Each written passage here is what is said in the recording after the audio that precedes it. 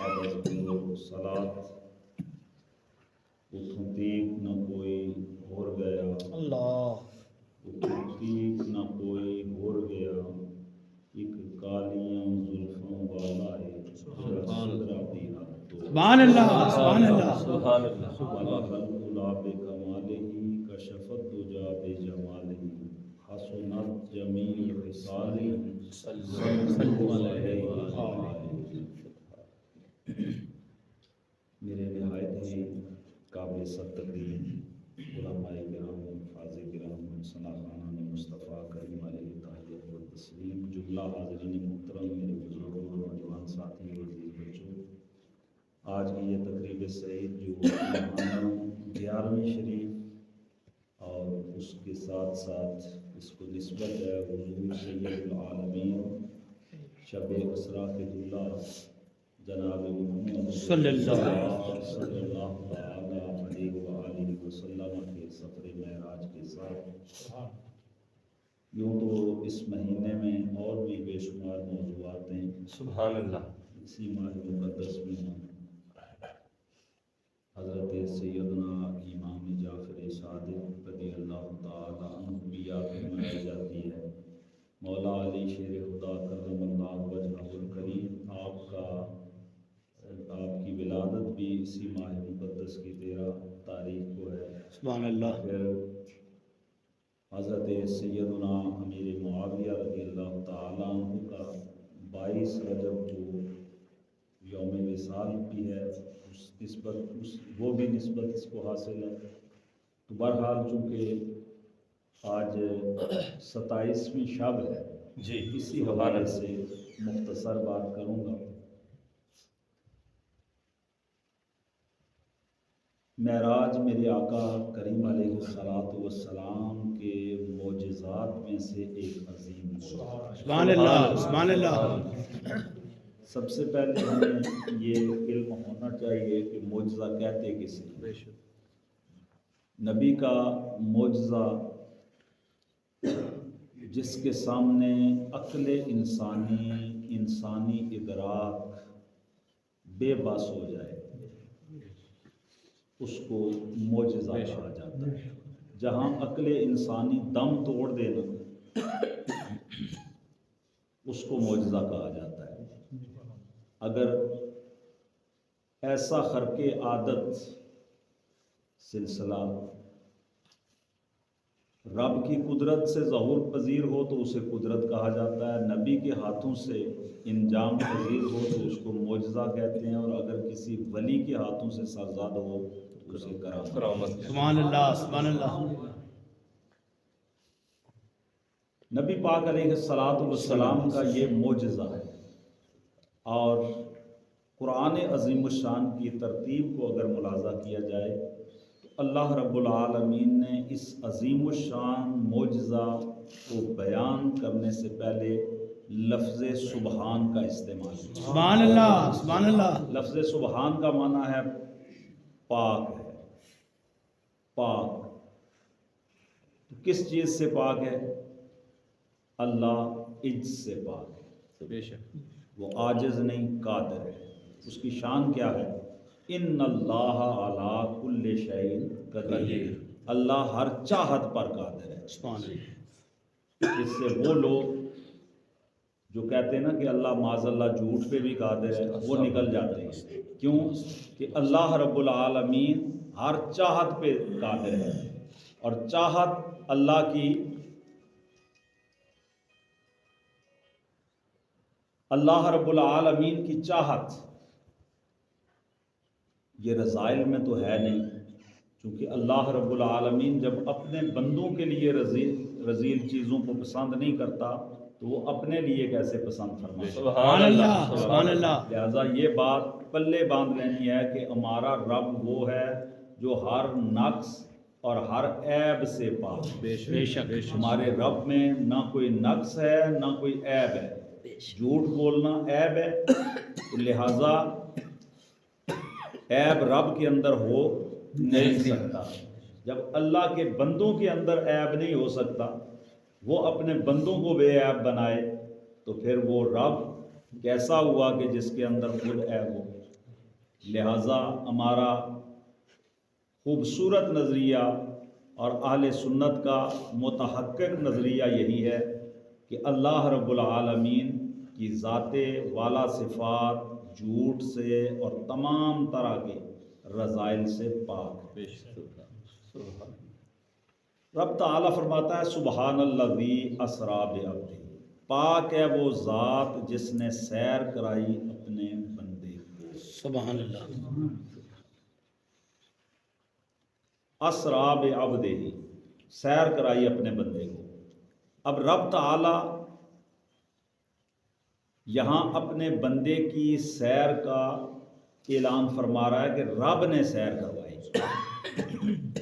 نبی پاک علیہ الصلاۃ والسلام یہ دعویٰ نہیں فرما رہے کہ میں نے سیر کی، بلکہ رب کا دعویٰ ہے کہ میں نے اپنے بندے کو سیر کروائی۔ سبحان اللہ۔ اگر کسی بندے کے ذہن میں یہ نقطہ آتا ہے کہ جناب یہ سفر کیسے ہوا، کیوں کر ہوا، تو دراصل وہ خدا کی قدرت کا انکار کر رہا ہے، خدا کی قدرت سے منہ موڑ رہا ہے۔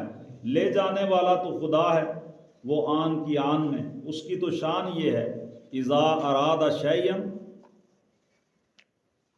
جب وہ کسی چیز کا ارادہ فرماتا ہے کن فیکون، وہ فرماتا ہے ہو جا، ہو جاتی ہے۔ سبحان اللہ۔ اللہ تعالیٰ کے ہاں کوئی کمی تو ہے نہیں، نہ اسے کوئی اس امر کی ضرورت ہے کہ کیسے آئے گا اور کیسے، وہ تو آن کی آن میں لے جا بھی سکتا ہے، واپس لا بھی سکتا ہے، اس کی شان ان اللہ علی کل شیء قدیر۔ اب رب تعالیٰ نے فرمایا سبحان الذی اسریٰ بعبدہ، پاک ہے وہ ذات جس نے سیر کرائی اپنے بندے کو۔ رب پاک ہے، عجز سے پاک ہے۔ اور یہاں پہ ایک محبت والا جملہ بھی کہہ دوں، لفظ سبحان تعجب کے موقع پہ بھی بولا جاتا ہے، جب کوئی ایسا کام ہونا یا کوئی ایسی چیز جو دل کو اپیل کر رہی ہو، اسے دیکھ کے بھی بندہ سبحان اللہ کہتا ہے، اس کی خوبصورتی کو دیکھ کے بھی بندہ سبحان اللہ کہتا ہے۔ اب رب تعالیٰ نے یہاں سبحان اللہ جو فرمایا، ایک تو محبت والوں نے یہ نقطہ بیان فرمایا، وہ کہتے ہیں کہ جب حضور سید دو عالم صلی اللہ تعالی علیہ وسلم معراج کی شب اسرا کے دولہا بن کے براق پہ سوار ہوئے، تو نہ سامنے والدین تھے، نہ اعزا اقارب تھے، نہ کوئی پکڑ کے چڑھانے والا تھا، مہار جبریل نے تھامی ہوئی تھی، تو اور کوئی بھی دائیں بائیں نہیں تھا۔ رب تعالیٰ کو محبوب کا یہ عمل، یعنی براق کے اوپر سوار ہونا، یہ خوبصورت محسوس ہوا، سبحان خوبصورت اللہ، لگا۔ سبحان اللہ۔ تو رب ذوالجلال نے اپنے محبوب کریم علیہ السلام کی دھاڑس بدانے کے لیے کہ محبوب، دنیا والوں کا اصول یہ ہے جب ان کا پیارا دلہا بن کے وہ سواری پہ، گھوڑی پہ سوار ہوتا ہے، سواری کرتا ہے، سوار ہوتا ہے، تو پھر اس کے خاندان والے، اس کے رشتہ دار، اس کے اقارب اسے دیکھتے ہیں تو کہتے ہیں سبحان اللہ، آج کیا خوبصورت پھبن ہے، آج کیا خوبصورت منظر ہے۔ یہ منظر دیکھ کے لوگ کہتے ہیں سبحان اللہ۔ محبوبہ، تیرے والدین موجود نہیں یہاں پہ، یہاں تیرے اعزا و اقارب موجود نہیں، تو آج سواری پہ سوار ہوا ہے، تیری یہ ادا، تیری یہ پھبن تیرے رب کو بھی پسند آئی، تیرا رب خود فرما رہا ہے سبحان اللہ۔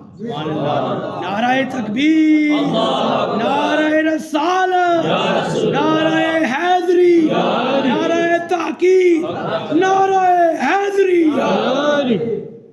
دوسرا ان لوگوں کو جواب بھی دیا جو کہتے ہیں جی معراج تو خواب کا قصہ ہے، یہ تو عالم رویا کی بات ہے، عالم بیداری کی تو بات ہی نہیں، حضور جو ہے وہ خواب کے اندر گئے۔ اگر خواب کے اندر حضور گئے تو پھر یہ بیان کی بھی ضرورت نہیں تھی، اس اہتمام کی ضرورت نہیں تھی، حضور کے اس سفر کو بیان تبھی کیا گیا، اگر خواب والی بات ہوتی تو خواب ہے، لیکن رحمت دو عالم کا یہ سفر بیان کیا جا رہا ہے۔ اور پھر اگلی بات یہ ہے کہ کفار مکہ نے بڑی شدت کے ساتھ اس کا انکار کیا ہے، تو کفار کا انکار کرنا خواب پہ تو تھا نہیں، چونکہ خواب کے اندر تو میں اور آپ بھی رات کے تھوڑے سے حصے میں پتہ نہیں کہاں کہاں سفر کر کے واپس آ جاتے ہیں، خواب کی بات نہیں تھی، یہ عملاً روح مال جسد کے ساتھ سید دو عالم کا اس ظاہری دنیا کے اندر مکہ سے یہ سفر، بیت اللہ سے یہ سفر شروع ہوا اور مسجد اقصی تک یہ حضور کا جسمانی سفر، پھر وہاں پہ نماز کا ادا کرنا، انبیاء کرام کی امامت کرانا، اور وہاں سے پھر ملائے اعلیٰ کی طرف بڑھنا، اور پھر سدرۃ المنتہا پہ جا کے نوریوں کے سردار کا پیچھے رہ جانا، اور وہاں سے میرے محبوب کا کعبہ قوسین او ادنا کی منزلوں پہ فائز ہونا، اور پھر واپس پلٹ کے آنا۔ تو کفار مکہ کا اعتراض کرنا کہ یہ کیسے ممکن ہے، یہ بتا رہا ہے کہ یہ خواب کی بات نہیں تھی، اگر خواب کی بات ہوتی تو اعتراض وارد نہ ہوتا۔ اعتراض تب وارد ہوا جب محبوب نے کہا کہ میں اپنے جسد کے ساتھ، میں اپنی روح کے ساتھ، روح مال جسد کے ساتھ یہ سفر کر کے واپس لوٹا ہوں، تب کفار مکہ نے اعتراض کھڑا کیا۔ سبحان اللہ اکبر۔ اس پہ بہت ساری باتیں ہیں۔ ایک وہ روایت جو عام طور پہ پیش کی جاتی ہے کہ حضرت سیدہ طیبہ طاہرہ سیدہ عائشہ صدیقہ نے فرمایا کہ حضور سید عالم تو ایک لمحے کے لیے بھی اپنے بستر مبارک سے جدا نہیں ہوئے، آپ کہیں تشریف نہیں لے گئے، جبکہ یہ واقعہ ہے مکے کا، اور حضرت سیدہ عائشہ کی رخصتی ہے مدینے کی، آپ کی رخصتی مدینے میں جا کے ہوئی، اور یہ واقعہ مکے کا ہے۔ اور پھر مکے میں یہ واقعہ کب پیش آیا؟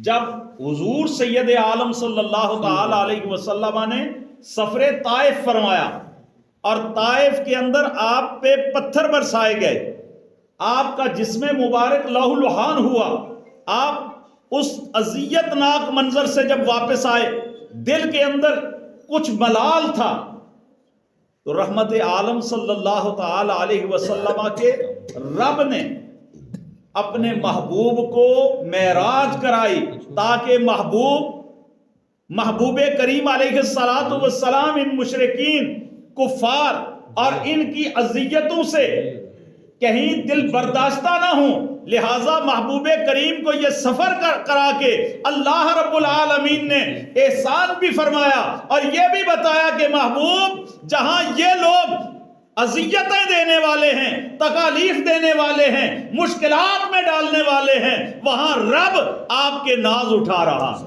وہاں رب آپ کی شان بلند فرما رہا ہے، وہاں رب آپ کا مقام بڑھا رہا ہے۔ سبحان اللہ، سبحان اللہ، سبحان اللہ۔ گرامی المرتبت حضرات، اس پہ اگر باتیں کروں تو بہت ساری باتیں ہو جائیں گی، لیکن میں اپنی اصل بات کی جانب آتا ہوں۔ سبحان الذی اسریٰ بعبدہ، پاک ہے وہ ذات جس نے سیر کرائی اپنے بندہ خاص کو۔ یہاں اسرا رات کو سیر کرنے کے معنی میں استعمال ہوتا ہے عربی گرامر کے اعتبار سے، اب اس پہ زیادہ بحث کی بھی ضرورت نہیں ہے۔ بے عبد ہی فرمایا۔ اب یہاں پہ کچھ لوگ کہتے ہیں جی دیکھیں نا، بے رسول ہی نہیں فرمایا، بے نبی ہی نہیں فرمایا، بے عبد ہی فرمایا، تو حضور تو ہمارے جیسے ہی ہے نا۔ نتیجہ کیا نکلتا ہے کہ بے رسول ہی نہیں فرمایا، بے نبی ہی نہیں فرمایا، بے عبد ہی فرمایا نا، تو پھر وہ ہمارے جیسے ہیں۔ ایسی بات ہرگز نہیں۔ بس اس کی میں اقبال کی زبان میں تشریح کر دیتا ہوں۔ اب دیگر اب دو ہو چیزیں دیگر، این سراپا انتظار منتظر۔ سیدھی سی بات، یہ عبد ہی فرمایا، عبد ہی اپنے بندہ خاص کو۔ تو جب رب اپنا بندہ خاص فرما رہا ہے تو اس کے اندر بھی کوئی حکمت تو ضرور ہے، حکمت تو ضرور ہے کہ رب ذوالجلال نے اپنے محبوب کی یہاں شان رسالت، شان نبوت کا اظہار نہیں فرمایا، بلکہ آپ کی ابدیت کا اظہار فرمایا۔ اور میرے محبوب بھی اسی پہ ناز فرمایا کرتے تھے۔ جب سیدہ طیبہ طاہرہ سیدہ عائشہ نے عرض کی، آپ رات کو مصلی پہ کھڑے ہیں، قدمان مبارک پہ ورم آ جاتا ہے، حضرت سیدہ عرض کرتی ہیں یا رسول اللہ کیا آپ رب کے محبوب نہیں؟ کیا آپ معصوم نہیں؟ کیا آپ پہ رب کی کرم نوازیاں نہیں؟ تو آپ اتنی مشقت کیوں کرتے ہیں؟ تو سید عالم نے جواباً جو جملہ ارشاد فرمایا وہ پلے باندھنے کے لائق ہے۔ میرے آقا نے فرمایا یا عائشہ افلا اکون عبدا شکورا، اے عائشہ میں رب کا شکر گزار بندہ نہ بنوں؟ یعنی محبوب کو بھی ابدیت پسند ہے، رب کو بھی ابدیت پسند ہے، رب بھی اپنے محبوب کی شان ابدیت بیان کر رہا ہے اور محبوب بھی اپنے رب کی بارگاہ میں اپنے شان ابدیت کا اظہار کر رہا ہے۔ سبحان اللہ سبحان اللہ سبحان اللہ۔ اور عبد بھی فقہ کے اعتبار سے تین طرح کے ہوتے ہیں، ایک ہے عبد عابد، ایک ہے عبد رقیق اور ایک ہے عبد معزوم۔ عبد عابد وہ ہوتا ہے جو اپنے مالک سے بھاگ ہے، مالک سے بھاگ کے دور چلا گیا۔ دوسرا ہے عبد رقیق جو اپنے مالک کی مکمل ملکیت میں ہو، اور تیسرا ہے عبد معزون، وہ غلام جس کو مالک نے یہ کہہ دیا ہو کہ تیرا بیچنا میرا بیچنا، تیرا خریدنا میرا خریدنا، تیرا وعدہ میرا وعدہ، جو تو کرے گا تجھے میرے معاملات کے اندر اختیار ہے۔ اب یہ تین طرح کے عبد ہیں۔ پہلا عبد عابد وہ کون ہے؟ وہ کفار اور مشرکین ہیں جو اللہ کی بارگاہ سے دور، اللہ کے پیغام سے دور، اللہ رب العالمین سے ان کا تعلق اور علاقہ نہیں، وہ ہیں عبد عابد۔ دوسرا ہے عبد رقیق۔ عبد رقیق عام مسلمان مومنین مومنات جو اللہ رب العالمین کی بندگی کرنے والے، اپنے رب کے ساتھ لو لگانے والے، اپنے رب کے ساتھ تعلق بنانے والے، یہ عبد رقیق ہے۔ اور ایک ہے عبد معزون۔ عبد معزون کون ہے؟ وہ اللہ کے بندے جن پہ رب کی نوازشات ہیں، ان میں اولیاء بھی آتے ہیں، اصحاب بھی آتے ہیں، اہل بیت بھی آتے ہیں، اور پھر انبیاء بھی آتے ہیں۔ اور انبیاء میں سے سب سے بڑھ کے جو عبد معزون ہے وہ میرے اور تیرے آقا کی ذات جناب محمد الرسول اللہ صلی اللہ تعالی علیہ وسلم کی ذات گرامی ہے۔ اسی لیے ہم کہتے ہیں نا کہ حضور سید عالم صلی اللہ تعالی علیہ وسلم کو اللہ نے مالک احکام بنا کے بھیجا ہے، معزون بنا کے بھیجا ہے۔ اور اس کی بہت ساری مثالیں میرے ذہن میں اس وقت بھی موجود ہیں، مختصراً عرض کرتا ہوں۔ حضرت ربیہ جب سید عالم کو وضو کرا رہے تھے، میرے آقا نے فرمایا سل ربیہ، ربیہ مانگ کیا مانگتا ہے؟ عرض کی یا رسول اللہ صلی اللہ علیہ وسلم اسالو کا مرافقتو کا فی الجنہ، کملی والے جنت میں آپ کی رفاقت مانگتا ہوں۔ میرے حضور نے یہ نہیں فرمایا کہ جنت کا معاملہ تو رب کے ہاتھ میں ہے، وہ رب جانے اور تو جانے، میں تو اس میں کوئی دخل نہیں دے سکتا۔ میرے دریائے رحمت جوش پہ ہے، یہ جنت تو تجھے مل چکی، رفاقت بھی تجھے مل چکی، بتا کوئی اور بھی سوال ہے تو سوال کر، ہم عطا کرنے کے لیے تیار ہیں۔ سبحان اللہ سبحان اللہ۔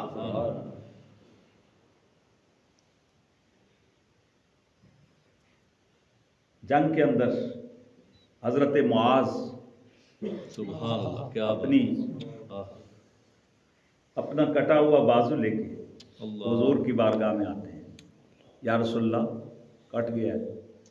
میرے آقا نے یہ نہیں فرمایا کہ کٹ گیا ہے تو کیا ہو سکتا ہے، یہاں تو کوئی سرجری والا ہے نہیں، کوئی ٹنکے لگانے والا ہے نہیں، کیا بنے گا، بس ٹھیک ہے ہو گیا۔ نہیں، میرے آقا نے وہاں پہ ساتھ لگایا نا، जिस्म के साथ लगा के अपना लुआब लगा के अल्लाह। मेरे आका ने फरमाया जाओ। सुभान अल्लाह। हजरत कतादा अल्लाह। अपनी हथेली पे आंख लेके आ गए, या रसूलल्लाह आंख निकल गई। मेरे आका ने फरमाया अगर तू सब्र करे तो अल्लाह तुझे जन्नत अता करेगा। अर्ज की या रसूलल्लाह जन्नत तो आपकी वजह से आपका रब अता ही करेगा, या रसूलल्लाह मुझे आंख भी चाहिए। मेरे आका ने आंख रखी, लुआब दहन लगाया, अल्लाह। आंख सलामत हो गई। और हजरत कतादा फरमाते हैं मुझे जब तक मैं मेरी दूसरी आंख की रोशनी कम होती रही मगर इस आंख की रोशनी में जर्रा बराबर भी फर्क नहीं आया जो मुस्तफ़ा ने अपनी अता से आता। सुभान अल्लाह, सुभान अल्लाह, सुभान अल्लाह। अगर बातें करता जाऊं तो बहुत सारी निकल आएंगी। सुभान अल्लाह। मेरे आका करीम अलैहिस्सलातु वस्सलाम ने इरशाद फरमाया कि ए लोगों तुम पे हज फर्ज कर दिया गया है। एक सहाबी खड़े हुए अर्ज की अकुल्ला आम या रसूलल्लाह, कमली वाले हर साल फर्ज है। हुजूर खामोश हो गए। फिर मेरे आका ने फरमाया लोगों तुम पे हज फर्ज हो गए। फिर अर्ज की या रसूलल्लाह हर साल, आप फिर खामोश। तीसरी मर्तबा फिर हुजूर ने फरमाया, फिर उन्होंने सवाल किया तो हुजूर ने फरमाया कसरत सवाल की वजह से पहली कौमें भी तबाह हुई, कसरत सवाल की वजह से। और अगर मैं कह देता कि हर साल फर्ज है तो तुम पे हर साल फर्ज हो जाता, लेकिन मुझे तुम्हारी मुशक्कत गरां गुजरती थी इसलिए मैंने हर साल नहीं कहा। जिंदगी में जब बंदा साहिबे इस्तिताअत हो एक मर्तबा उस पे हज फर्ज कर दिया गया। सुभान अल्लाह। सुभान। और बेशुमार मिसालें। ये मेरे आका को अल्लाह ने मालिक अहकाम बनाया, यानी अब्दे माजून है मेरे आका। मेरे आका करीम अलैहिस्सलातु वस्सलाम को रब तबारक व तआला ने ये इख्तियार अता फरमाया था। और वो मशहूर हदीस बुखारी शरीफ की वो भी आपने बेशुमार मर्तबा सुनी हुई है कि हुजूर की बारगाह लगी हुई है। एक सहाबी आया अर्ज की या रसूलल्लाह हलाक तो मैं हलाक हो गया। हुजूर ने फरमाया तुझे क्या हुआ? अर्ज की या रसूलल्लाह रोज़ा तोड़ दिया है। मेरे आका ने फरमाया फिर जा 60 रोजे पैदर पैर। अर्ज की या रसूलल्लाह इसकी इस्तिताअत नहीं रखता, अगर इस्तिताअत रखता होता तो एक क्यों तोड़ता? मेरे आका ने फरमाया फिर गुलाम आज़ाद कर। या रसूलल्लाह गुलाम भी कोई आज़ाद कहाँ से करूँ? मेरे आका ने फरमाया 60 मिस्कीनों को खाना खिला। अर्ज की या रसूलल्लाह खाना खिलाने के लिए भी कुछ नहीं। अब मेरे आका ने फरमाया बैठ जा। बैठ गया। कुछ देर के बाद एक बंदा खजूरों की टोकरी लेके बाहर गाय रिसालत। अर्ज की या रसूलल्लाह ये आपके लिए हदिया है। मेरे आका ने वो हदिया कबूल किया ना। फरमाया है ना साइल, वो साइल कहाँ है? साहिल उठ खड़ा हुआ, या रसूलल्लाह मैं हाजिर हूँ। मेरे आका ने फरमाया ऐसा कर ये खजूरों का टोकरा उठा, बाहर चला जा, मदीने की गलियों में जाके ये गरीबों में तकसीम कर दे, तेरा कफारा हुजूर ने फरमा दिया। वो खामोशी से खड़ा है, जा नहीं रहा। मेरे आका ने पूछा अब क्यों नहीं जाता?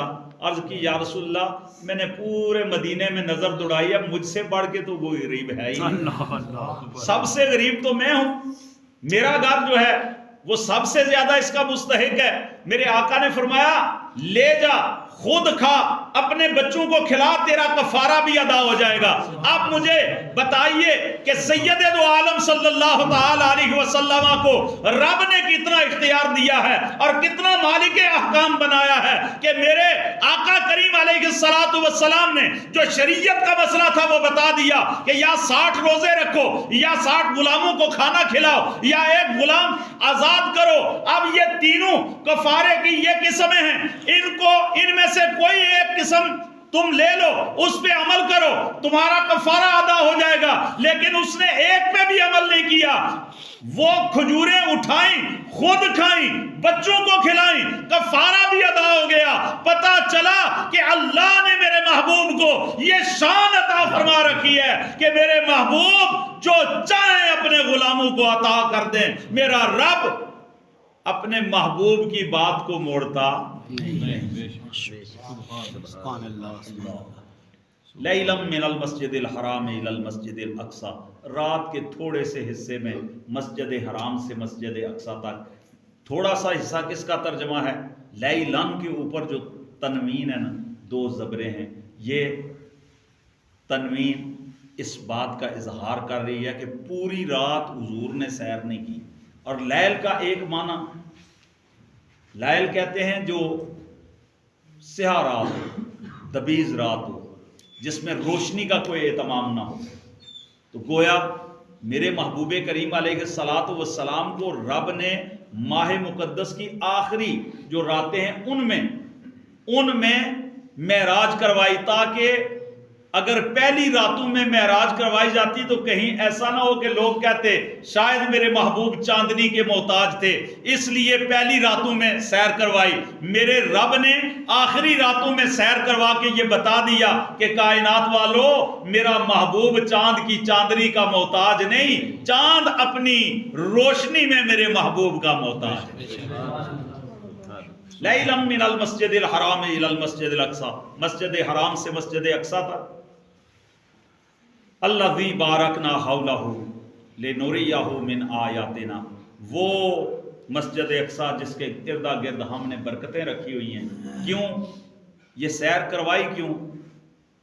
لنریہ من آیاتنا، تاکہ ہم اپنے محبوب کو اپنی نشانیاں دکھائیں. سبحان اللہ سبحان اللہ. یہاں پہ بہت ساری باتیں ہیں، میں صرف ایک بات کرتا ہوں کہ یہ جو الذی بارکنا حولہ، یہ کیا ہے؟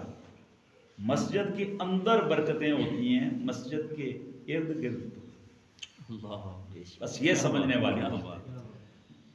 مسجد کے اندر برکتیں ہیں نا، تو رب تو یہ فرما رہا ہے کہ الذی بارکنا حولہ، وہ مسجد اقصی کے جس کے ارد گرد ہم نے برکتیں رکھی ہیں.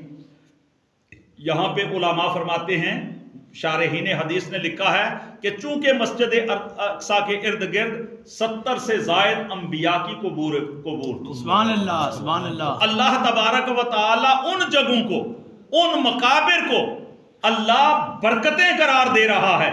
وہ مقابر جو انبیاء کرام کے ہیں، ان مقابر کو اللہ برکتیں قرار دے رہا ہے کہ وہ مسجد اقصی جس کے ارد گرد ہم نے برکتیں رکھی ہوئی ہیں. سبحان اللہ سبحان اللہ. لنریہ من آیاتنا، تاکہ ہم دکھائیں اپنے محبوب کو اپنی نشانیاں. سبحان اللہ. اور یہ نشانیاں کیا ہیں؟ اللہ اکبر. یہ محبوب کریم علیہ الصلاۃ والسلام کو جو نشانیاں دکھائی جا رہی ہیں وہ انبیاء کرام کے مزارات، وہ انبیاء کرام کے مقابر ہیں. اللہ اکبر. اس کے علاوہ اور بھی بہت ساری باتیں ہو سکتی ہیں. چونکہ وقت کو میں سمیٹتے ہوئے، انہ هو السمیع البصیر، بے شک وہ سننے والا بھی ہے اور دیکھنے والا ہے. اس کا ایک مرجع تو رب کی ذات کی طرف ہے کہ رب دیکھنے والا اور سننے والا ہے. لیکن علماء فرماتے ہیں کہ یہاں مرجع حضور کی ذات گرامی ہے. کیوں؟ وجہ بیان کرتے ہیں. وہ کہتے ہیں وجہ یہ ہے کہ لنریہ من آیاتنا کا تعلق حضور کی ذات سے ہے. دکھائیں تو حضور کو ہے نا، تو رب تعالی کے فضل سے محبوب جسے یہ نشانیاں دکھائی جا رہی ہیں، جسے برکات دکھائی جا رہی ہیں، جس کے لیے یہ ساری چیزیں ہیں، وہ محبوب یہ صلاحیت رکھتا ہے کہ وہ سن بھی لیتا ہے، وہ دیکھ بھی لیتا ہے. اور اس پہ رب کا کرم ہے کہ وہ رب کے کرم سے سنتا بھی ہے اور دیکھتا بھی ہے. اور بے شمار. یہ تو واقعہ معراج اتنا عظیم الشان واقعہ ہے کہ اس کو اگر بیان کرنا شروع کریں تو اس کا کوئی بھی پہلو مکمل بیان نہیں ہو سکتا اس تھوڑے سے وقت میں. ہم دعا کرتے ہیں کہ اللہ رب العالمین ہمیں اپنے محبوب گرامی علیہ الصلاۃ والسلام کی ذات پہ غیر مشروط ایمان رکھنے کی توفیق دے. آمین.